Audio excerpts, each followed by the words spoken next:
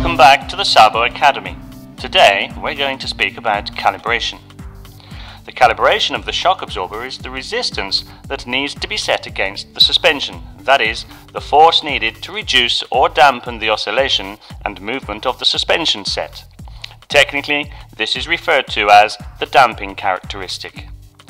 To define damping, we need to take into account the needs of the user and analyze any faulty absorbers. To adjust damping, we act on the two valve units inside the shock absorber body.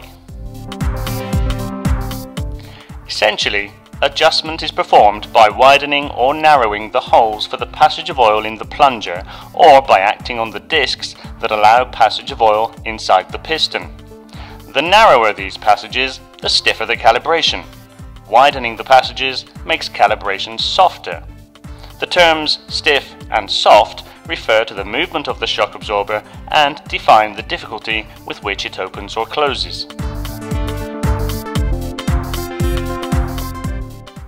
Calibration can be illustrated graphically in a number of ways. Classic linear calibration has a progressive rising pattern, while here we can see a classic toggle calibration pattern, like this, extension and compression.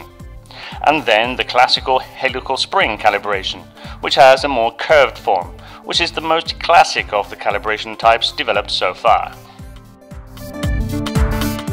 Calibration must be effected so it properly matches the elastic elements of the suspension, pneumatic springs, helical springs or leaf springs. It must also take road conditions into account. To define calibration and set it as requested by the customer, at Sabo we use an MTS system test bench. Here we test a prototype shock absorber to simulate movement of the suspension with the shock absorber.